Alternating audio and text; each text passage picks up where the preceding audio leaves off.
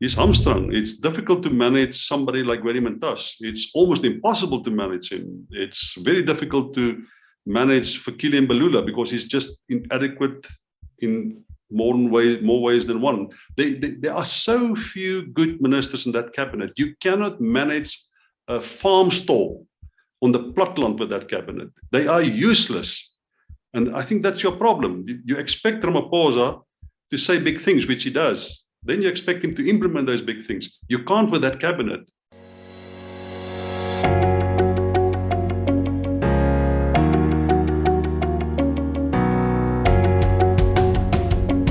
Hello, my name is Donald, and welcome to the #1 media company, WorldView. At WorldView, we explore everyone's perspectives on all things that can broaden our worldview.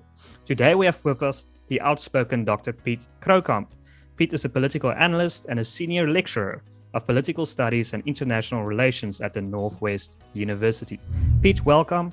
It's so great that we're finally able to have this little chat. Thank you, my pleasure. Piet, so let's start with the Taliban Faction in KZN. It appears that the so-called RET faction has made a clean sweep at the recent KZN KwaZulu-Natal ANC conference, and that the RET faction managed to get their people elected to the key positions. How significant is this? Well, it's significant in the context of the fact that KwaZulu-Natal has been moving away from the ANC in many ways over the last 2 or 3 elections. You'll remember, if you look at the results of the local government elections in 2000, and when was it? 2021. Yes. The ANC actually got a relative majority in that province. No absolute majority. In other words, if that election was a national election, they would have been in opposition benches. So there is a degree of alienation between the traditional support base of the ANC and the party. But it's also a province that always presented the elected with alternatives. We had the National Revolutionary Party, we have the IFP, we have a number of other parties which allow people to exercise their votes differently if they don't agree with ANC policies. But the significance of it is that it will bring the majority, or the largest number of delegates will come to the leadership election. I am not convinced of the argument that Sigli Sikelala was necessarily a Ramaphosa, call it supporter or lieutenant. He certainly wasn't. It was always very difficult to judge who he would support in a leadership election. It's a volatile province. It's a province with a large number of political murders every year that settles the political contest at local government level. It is a deeply corrupt province. The National Executive Committee of the ANC in that province, the provincial one, controls the procurement system at provincial level. They controls the procurement system in many local government municipalities. It is not an easy province to govern. So yes, it's significant in the context that it's an unstable political economy. It's an unstable political system, and it will impact on the ANC. And as you have seen, when the president went there to make a speech, he was very humble, almost sycophantically so.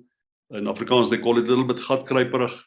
Almost desperately pleading for his political life and fearing that they might humiliate him, really relying on one of his staunchest opponents in Dube not to ask of the audience not to offend the president, to remind them that he's actually the president of the ANC. It doesn't sound good to me. And what do you think of his chances of being re-elected at the end of the year? There's no, the ANC's got no alternative yet. Somebody might emerge from the cracks of all the instability. You will hear the name of Lindiwe Sisulu, you will hear the name of Kize, the former health minister. David Mabuza been in the running a while back. You will hear Paul Mashatila is interested. Ronald Lamola has put his name in the hat, but perhaps as on the side of Ramaphosa, but as a deputy president. But there are no strong candidates, and that's the problem that the so-called RET faction, and I'm hesitant to call them the RET faction because I don't think there's enough cohesion and consensus among them, ideological or political or in terms of a single narrative among them to really call them a unitary unit of political action. But there is no alternative. And that means that it's quite possible that the leadership election in December will be very, very unstable. There'll be hard points will be made, vicious arguments will follow, and the real contest will be for the other members of the top six: Secretary General, the leader of the party, the Treasury General, etc. But there will be some degree of acceptance that they will have to live with Ramaphosa for another 4 years. But depending on the outcome of that leadership election and depending on the composition of the top six, one could make assessments and assumptions about the likeliness that Ramaphosa will also be removed before the end of his second term, like Jacob Zuma had been removed and like Thabo Mbeki had been removed. I can't imagine that he will necessarily survive a full second term. Well, if the ANC get an absolute majority, which means they have to go into coalition with other parties, things can change. And if they don't manage to put together a coalition and opposition parties put together a coalition and they elect a president from amongst their members in the National Assembly, well, then things obviously look a lot different. Piet, on that note, you've mentioned, and I believe it was on CakeNet, you've mentioned that Ramaphosa is a bit over being the president of South Africa. He's tired of being the president of South Africa. Why is he tired of being the president of South Africa? Well, it's a very hard job. It's a very difficult job. And I don't think he expected to get the pushback, the almost salient revolt in the party against his leadership. I don't think he expected that. I thought he assumed that he will get control of the political party, that he will have the majority support, at least in his first term. Well, he's not getting that. And he also assumed that it will be easy to fix the problems at the National Prosecuting Authority, police, state security. He'll get control over the bureaucracy, and that he will have enough electoral support to legitimize cleaning up the ANC. Well, electoral support has declined to the extent that those who oppose him think, well, it doesn't really matter. It doesn't look like the people will necessarily vote for us even if we govern better. So the stakes are low as far as that's concerned, so they're opportunistic. So yes, I think in his world, the ideal world was he was like Nelson Mandela, that he governs well, very popular in the first term, and that he ends his first term and he does what he really wants to do and what his family member Patrice Motsepe does, and go into business and be a wealthy and very active and well-respected businessman. He didn't expect to end up in a situation where he will attend a provincial conference and fears for his life and fears for being booed and fear for being humiliated. I don't think it was part of his worldview of politics when he entered the presidency. He certainly didn't think that he has this massive moral obligation to fix South Africa, and it's going to be a hard slog, and he will have to take the pain, and he'll be humiliated, he'll be contested, his views will be undermined, but eventually he will survive it all, and he will put South Africa on a different trajectory towards socioeconomic stability. I don't think he had that in mind. Do you think there's a possibility then that he will resign, especially with the ongoing Pala Gate scenario?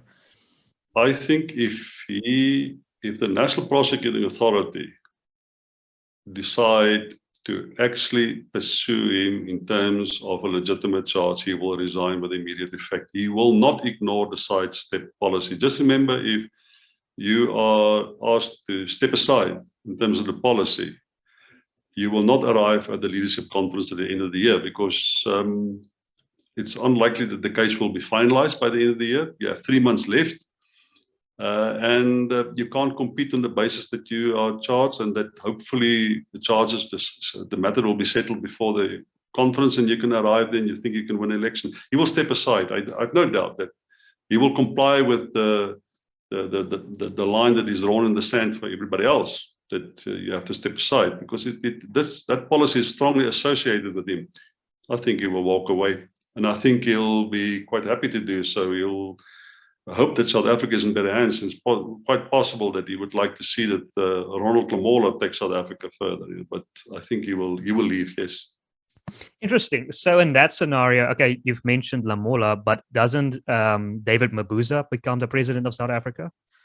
Everybody fears that David Mabuza is the next president of South Africa. And everybody includes Cyril Ramaphosa. Nobody wants a man with a tainted history like that to become the next president. And that's the only thing. Much of this is innuendo, it's allegations, etc. He's never been charged and found guilty. There's no hard charges against him. But we've seen his political shenanigans. You'll remember when I think he was the MEC for education. Oh no, he was probably the premier already. And when they literally manipulated the matric results, that type of, in a way to make the province look better. Nobody doubts that. We know that happened. It's not something that you go to court for, found guilty, go to jail for, but it happened.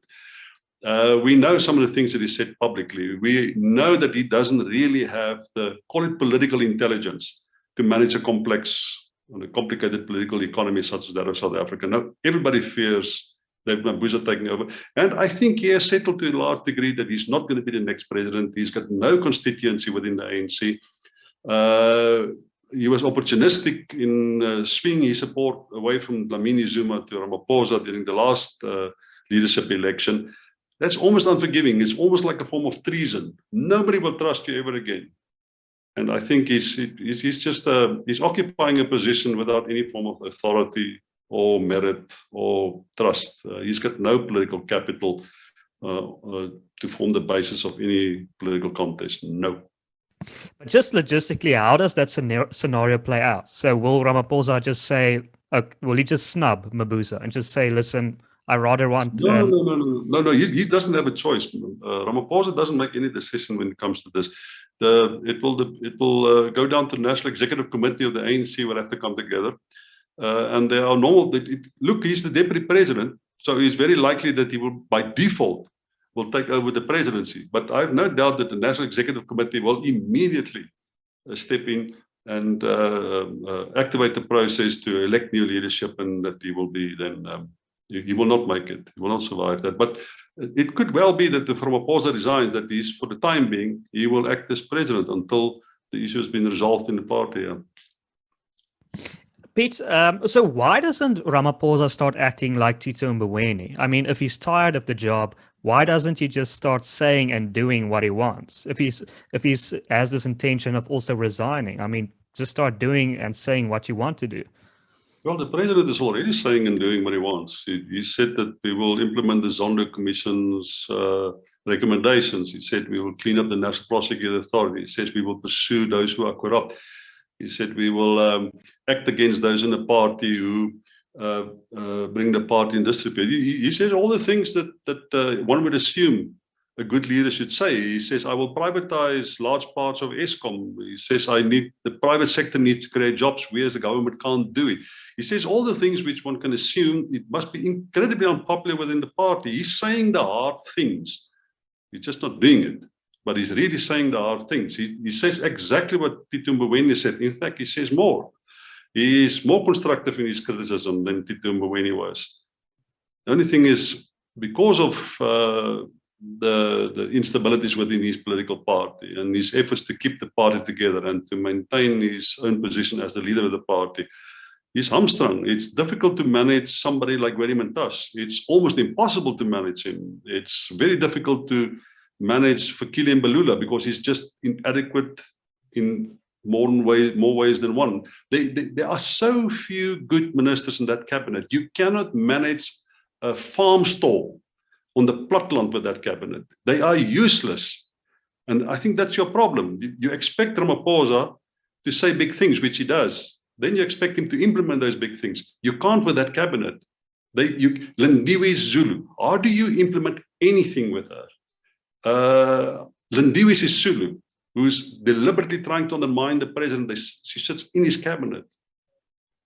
You cannot manage South Africa with a cabinet like that. So hopefully if he wins the next leadership election and he appoints a new cabinet, the ability to manage things will be at the forefront of his mind. As it is now, he's trying to survive politically. That's why he sits with this scrapyard of politicians trying to manage a very complicated economy. You can't do that. Piet, we've recently spoken to John Steenhuisen, and of course the leader of the Democratic Alliance, and he says there's a possibility, he believes, that the ANC will split into two factions, two parties, by the end of the year. What do you think is the chances of that happening, that the ANC will split into two parties? Look, as long as I can remember, opposition parties and the commentariat says that the ANC will split, and they still haven't split. The 10% support that Mashaba Lokota got as a consequence of the resignation of Thabo Mbeki is not a split, and Bantu Lemisa's breakaway is not a split. That's just splinter faction finding other ways to do to make politics. So if you say they're going to split, what will these two camps look like? Just remember the big battle in KwaZulu-Natal in South Africa it's not necessarily for political power. It's for political power to control the procurement process. It's for political power to get access to the treasury, to get access to the resources of the state. Remember, the ANC is embedded in corruptness. It's thoroughly corrupt. Everybody in the party is desperately seeking access to the system to extract the resources of the state and spend it themselves and their own families and the patronage system. So if you split away, it's dark and lonely out there. You have nothing to distribute, you have nothing to dispense. First of all, you must get a support base. Then the people working for you must, in some other way, find the benefit of splitting away from a party which gave them access to the benefits of the state. That's why nobody breaks away. That's why COSATU doesn't break away. The Communist Party doesn't break away, because you actually suspend your access to the benefits of the treasury in South Africa, of the resources of the state. So will there be a split? As long as I can remember, they say that. Will there be a faction breaking away? It's quite possible. But who will it be? It can't be Lindiwe Sisulu. It will not be Ace Magashule. You cannot break away just one province. Can't be as well in KZN. Where will this split come from? I think politicians say these things without thinking twice, without having to explain it. I hope you ask him, how will this permeate? How will it evolve? How will it develop? Who will these factions be? What will drive them, and what will feed them to survive politically, thereafter, and economically? Because that's how you can make an assessment of the sustainability of a split and the likeliness of such a split. I think it's just nonsense that they talk. It's very unlikely. There might be a splinter group breaking away, but a split in the party, nonsense. On that note, do you think then if the ANC loses power in 2024, then there will be a split? Because there's no more funds to distribute, they will be the split then. Exactly. That's possible. Because then one split might think that they could regain power again if they sanitize them from the stigma of the other one. That might well be possible. That, call it the Ramaphosa faction if you wish, would say, well, the only way to regain power again, to get the elected to vote for us again, we must get rid of Ace Magashule and Zweli Mkhize, and they will break away as a faction. That's possible. That's theoretical, but it's possible. But that is if the stakes are completely different from what it is now. What do you think of Thabo Mbeki's recent uitlating, a speech where he castrated the ANC that they're not doing enough at JC Duarte's funeral? Look, his relationship with Ramaphosa was never a really particularly good one. And one of the advisors, the good friend of Thabo Mbeki, recently said to me that Ramaphosa actually approached Mbeki and said, listen, thank you for the support you give me in the National Executive Committee, because Ramaphosa does, Mbeki does a lot there to support the case of Ramaphosa. And Jolin Sitenze also helps. So thank you for all that support, but I might need you to get closer to the fire when it comes to implementing decisions. Would you mind considering a position in my cabinet? And Mbeki said, no, thank you. But that's the length that Ramaphosa is willing to go. Just think of the mindset that comes up with that idea. And obviously, Mbeki wasn't interested. But their relationship has always been, it's a little bit fraught. Just remember that Mbeki actively undermined both Mandela and Ramaphosa, which led to him becoming president by influencing the executive committee of the ANC. So the relationship has never been good. But that's the one thing. The other thing is that Mbeki thinks of himself as, I make things happen. I can make things, I can run the economy. I've done so. The South African economy grew at 5%. It was, the debt rates was extremely low. Interest rates were low. Unemployment was much higher, much better than now. So I can run a complicated economy. And he looks at Ramaphosa and he says, nice guy, but can't do the job. And I think partially is his feeling of being superior. Partly it's a bit of a competition. At last, there's another good guy, because remember, we had so many bad guys in the meantime. He competes with this guy because he himself has been labeled as a bad guy within his own party eventually. But also, I think maybe he's concerned about where South Africa is heading. Maybe there's enough people around him who says to him, listen, unless we do something desperately quickly, we will have nothing. We will have the ash heaps of this country to negotiate the future on. Maybe he's concerned about it. But it's easy to be concerned because he's exactly right. Nothing has happened as far as this national consensus, this coalition of ideas that the president talked about. All the things that he mentions now, it's not just bullshit, it's nonsense. Nothing of that happened. Maybe it was mentioned somewhere. Maybe there was a meeting. But this pact, there's no architecture to this pact. There's no agreement. There's no single discourse. There's never been any serious discussions about a pact that will form the basis of new policy for South Africa, new agreements between state capital and labor. And by the way, we already have NETLAC. Why does NETLAC not know about all this if there was this pact already? And what do you think, what position would he have gotten if he was in the cabinet? I mean, Minister of Finance, Minister of International Relations? We're talking about now? Mbeki. I mean, I think it will be one of those positions like a minister in the presidency. The minister in the presidency is usually also responsible for implementation of national development plan and stuff like that. So it will be somebody that just a mastermind with some authority that can impose a particular policy regime. It won't be somebody to manage the department. I think you will. Thabo Mbeki will never say yes to that. But if it's the mastermind within the cabinet who design a policy and then negotiate the implementation of that policy, I think it was something like that they had in mind. Piet, a lot of people are now talking about the 2024 election being a watershed for South Africa. But do you think, to a certain extent, that South Africa will survive up until 2024, will survive the ANC's shenanigans? If Ramaphosa stays where he is, yeah, we will survive it. As it is, if he doesn't survive, then the ANC is really toast. Then they're in a really, really big trouble. Remember, most of the surveys has indicated that the ANC has X percentage, and then the next 10% they get because of Ramaphosa's presence in the system. People are actually willing to vote for him. In the last election, we saw that extra 10% suddenly is not there anymore.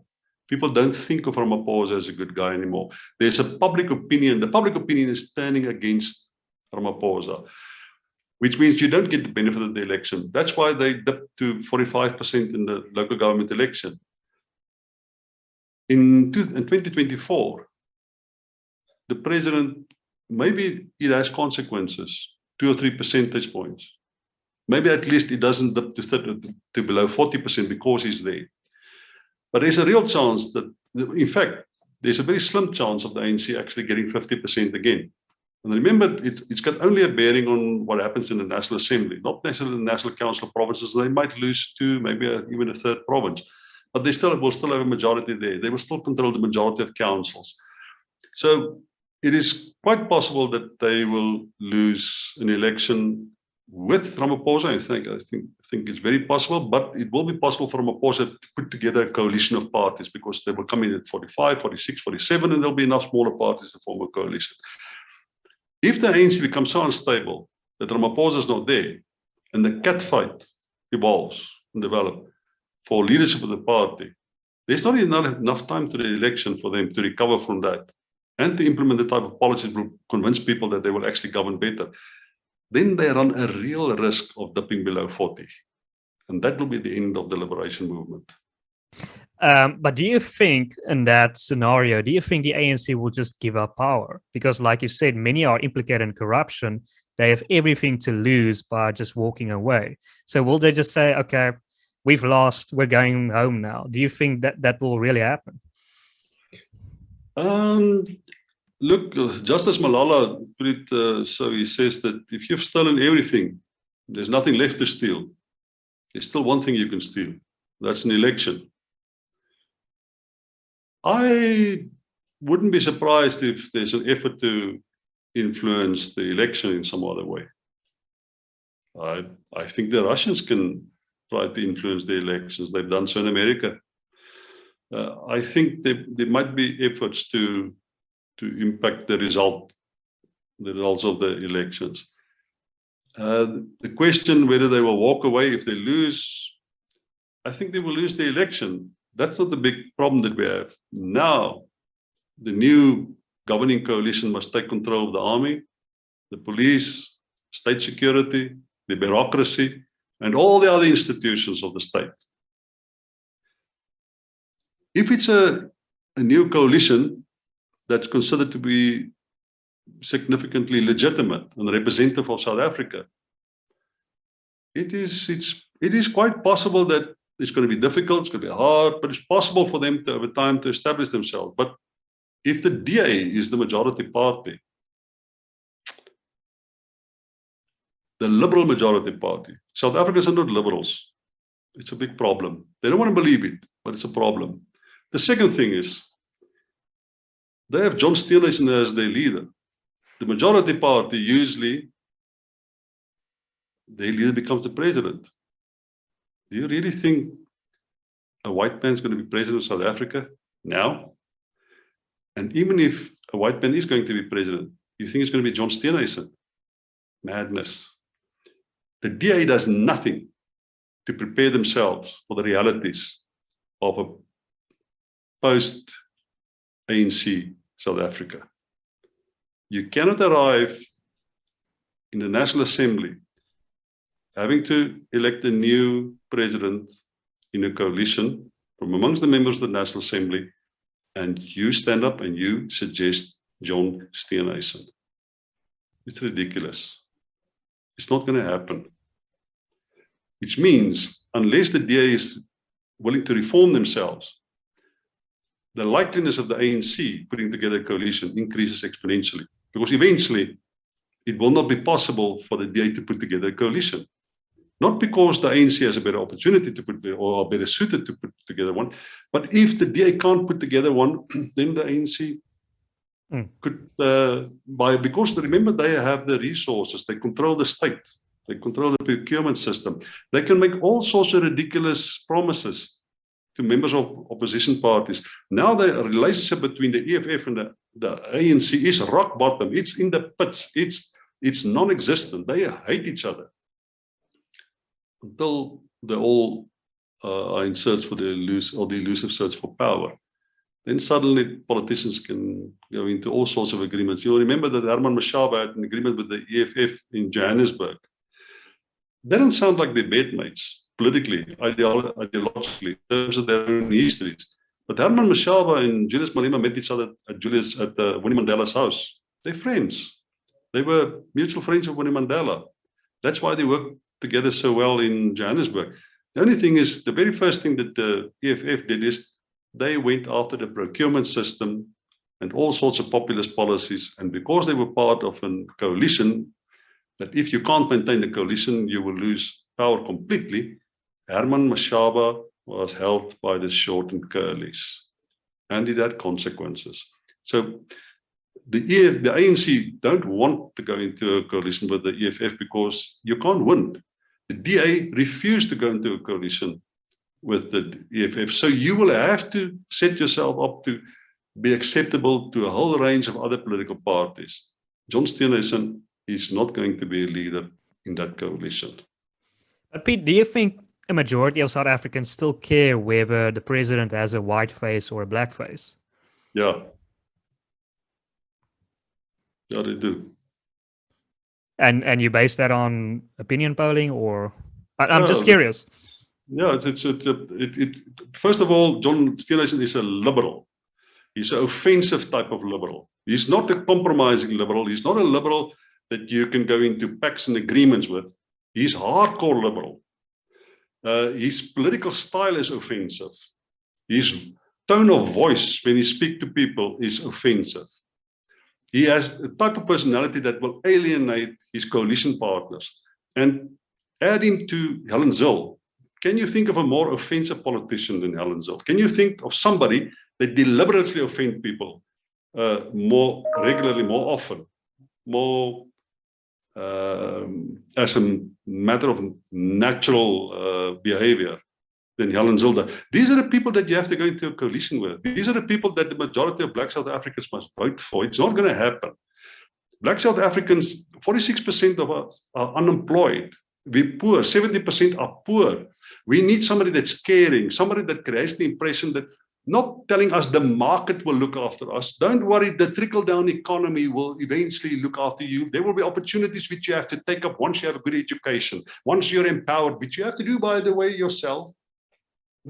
Who's going to believe that madness? How are you going to buy people into legitimizing your presence with that type of political master narrative which they sell?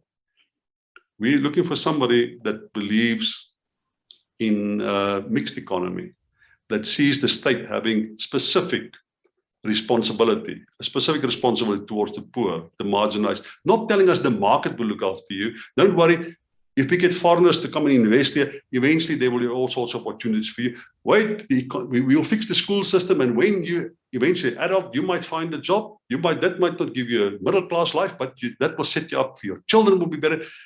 If you're poor, don't come and tell me about the next generation. I want you to solve my problems now. And for that, I need a very involved state. They pretend you don't have to do that. The market will solve that problem. Good governance, in other words, good management of the system will do it. They manage Cape Town perfectly well.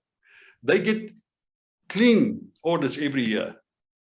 Have you seen how many people live in absolute poverty in Nyanga, Guguletu, Crossroads? You can name them. They can manage middle-class people well. They have no track record of managing poverty. Yeah, it seems like they get clean audits because they don't spend their money.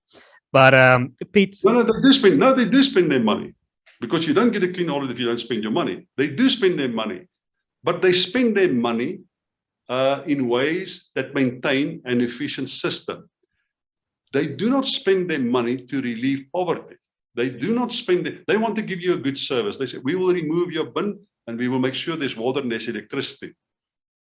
But even infrastructure will not necessarily uplift a society that lives in the absolute deprived conditions. No education, no medical, good health services. They have nothing. You have nothing to lose. You're completely destitute. The state is completely absent. The police doesn't work. You're not safe. You're not secure. You're nothing. All those things must be provided for by the state immediately. It's hard to do those things. Piet, on that note, you've mentioned that you believe ActionSA will be the second largest party come 2024. Is ActionSA that party you're talking about that fights for the poor? No, they have the potential to be the second biggest party in South Africa. If you look at the local government elections recently in the Eastern Cape, it seems like they have problems to operate beyond the borders of Gauteng. Look, I think that, let me put it this way, if there's a coalition of partners and Bongani Baloyi becomes the next president, I think you have a chance of putting together a stable coalition. I'm not sure that the DA will want to work with him necessarily, but he's got the personality, the political intelligence, the empathy, and he understands that South Africa can't be managed by markets only. You can't. He got a clean budget in Midrand year after year after year since he was 26 years. He knows that that's not good enough. He's seen the poverty there, how embedded it is. He knows that the state will have to have a role in that. You can't rely on the market only to do that. So I think that's a different headspace. So in that sense, there are good people in Action South Africa. I think Ethel Trollip, for all his mistakes, understand that you have to reach beyond privilege. You have to, in some other way, gain the trust of the poor, the destitute, and the marginalized in South Africa. He understands that better than the liberals, I think, in the DA. But it's still, they battle to get beyond.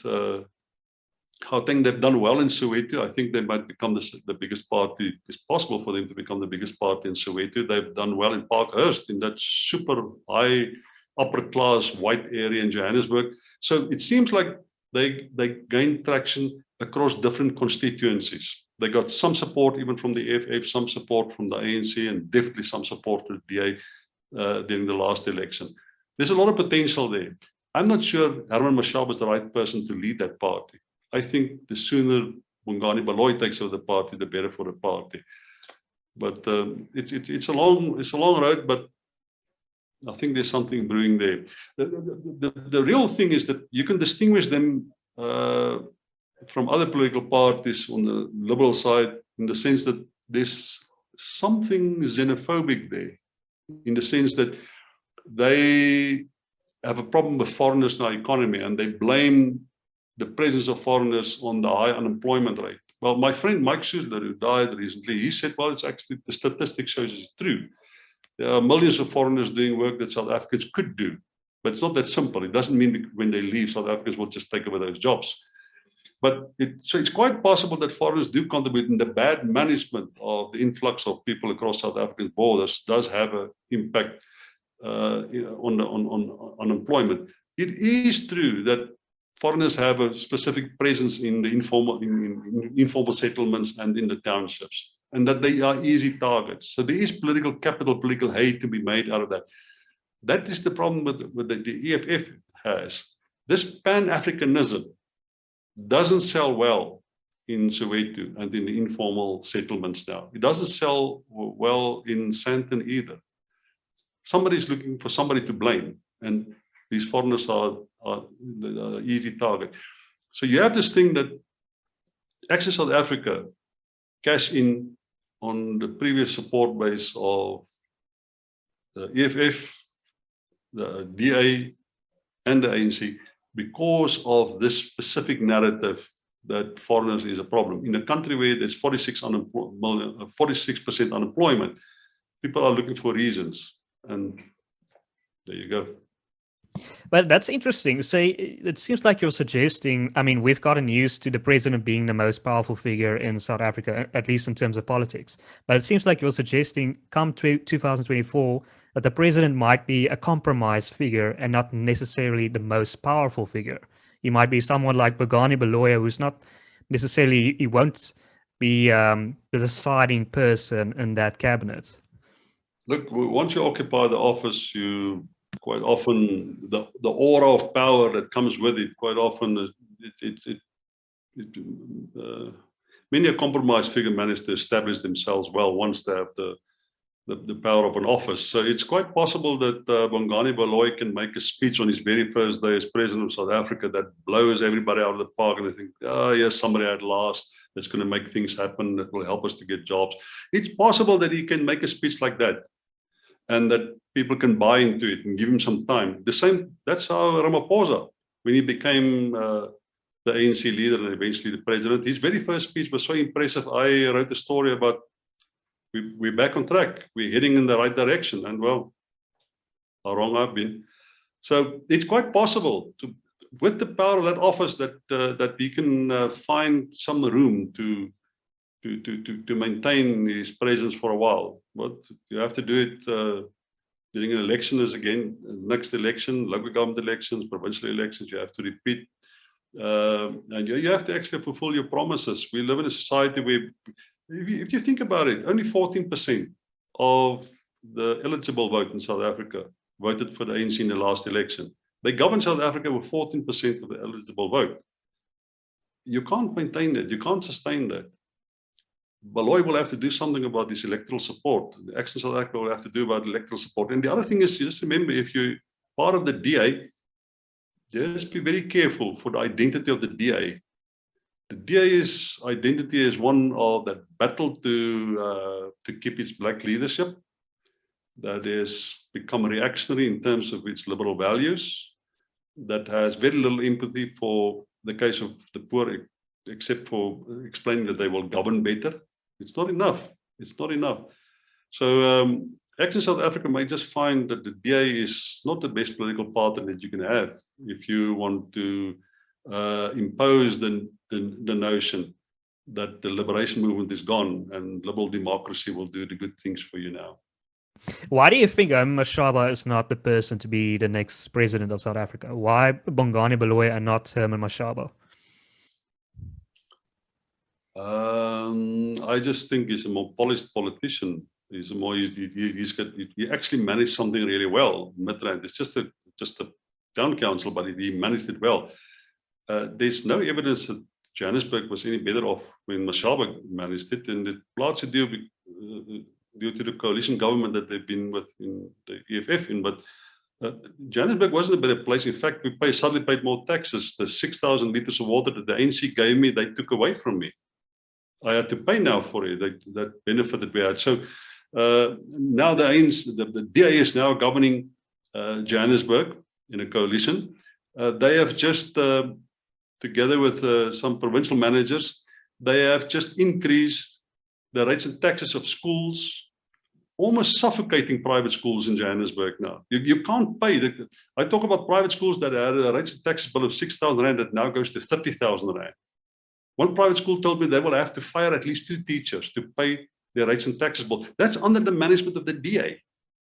So the DA doesn't have a good track record of managing Johannesburg. Herman Mashaba has no record of good track record in Johannesburg. He sells the idea that works now that foreigners are taking the job opportunities of South Africans. That's what he's mostly known for. And the fact that he's a capitalist and that he was a member of the Free Market Foundation, which is hardcore capitalists. They're libertarians. They're not even capitalists. They're libertarians. They are right-wing capitalists. He's not a good sale in terms of elections. Bongani Baloyi is something different. That's an interesting term, a right-wing capitalist. Exactly. Piet, what do you think the DA needs to do to become electable again in your eyes? What's the process they need to go through? They must design policies that will speak to the lived experiences of the majority of South Africans. They must be careful for the idea that you can design policies which you think will work and then impose it on society. Policy must be the result of the urges and the needs and the consensus that you unearth from within society. The ANC has neglected that responsibility. The DA don't think it's their responsibility. They think we can, if we design a system that we can manage well, we can impose it on society. You can't do that. People are not looking for a system that manages them well. They're looking for a system which allows them to live a decent life, to give them their dignity back, to give them jobs, give them opportunities.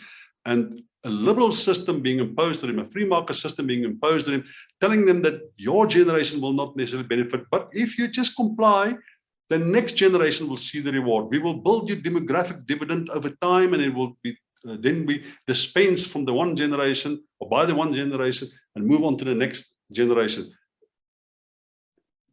It doesn't work in the short term. It doesn't work for people. And I think that's a DA's problem.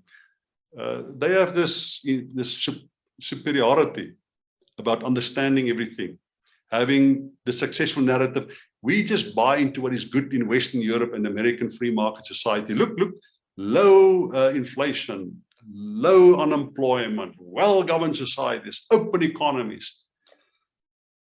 And I think you can superimpose that on South Africa and people will vote for you. I'm not convinced of that. But it also seems like you're suggesting that a DA needs black leadership to become. Yes. But how do you achieve that without it looking like it was a BE appointment, that the black person was just skyrocketed to the top? How do you make it seem natural? They had wonderful leadership that was not BE leadership. They had Bongani Baloyi, they had Lindiwe Sisulu, there's a whole Balin Tuli. They had wonderful leadership. None of them had been BE appointed. None of them has been put in a position just because they're black. And what did they do? They alienated them. Deliberately so. By bringing in a stormtrooper like Helen Zille and somebody like John Steenhuisen, who sought to impose a liberal type of system which is devoid of any form of empathy, which doesn't want to see policy as the result of a compromise, but rather something that you design like an architecture. You sit in a room and you design what you think is best, and then you impose it on the party, impose it in South Africa. They will deny that they do that. They will tell you how democratic they are, that they have regular conferences. But why didn't you try to oppose or reject Helen Zille? Why didn't you try Natasha Mazzoni? Why didn't you try to disagree with her? They're all the same. They're all the same. They think they know what's good. They have the wrong headspace, the wrong mindset for reaching compromises with other demographics. I can understand why black South Africans will not vote for the DA. I can understand why it's hard for them to keep their leadership, their black leadership. They alienate them. And do you think the star has waned for a party like the EFF, that they've reached their ceiling and they're not going to go beyond it, or they're going to slowly start to drop? Well, if you see the star has waned, that it won't help you to understand them. I think what you must remember, it's a black middle class party. Most commentators wrongly think that they a left party. They're not a left party. Most of their support base come from young and middle class people. And half of their support base work for government and the other half work in the private sector. And the reason why they find it difficult to move to the next level is simply because there are limitations to the black middle class. The black middle class, they used to be around about 6 million. There's a rapid decline in the black middle class. Much the same as in America. The data has shown that in South Africa, if your parents are middle class, that demographic dividend, that benefit is not necessarily passed on to you.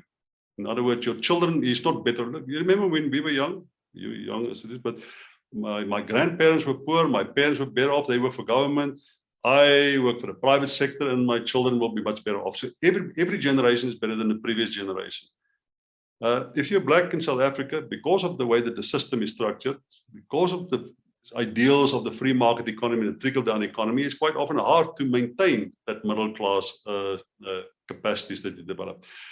But that's the problem that the EFF has. There's natural limits. And then the other thing is 90% of their youth support base are just not registered. It's the same worldwide. Young people do not register because you only start participating active in politics if you have something to lose. If you have a house, if you have a bond, if you have a car payment, if you have rates and taxes, then you have a vested interest in politics. Then you start to participate. People, 19-year-old people, I don't think 25% of them are registered to vote.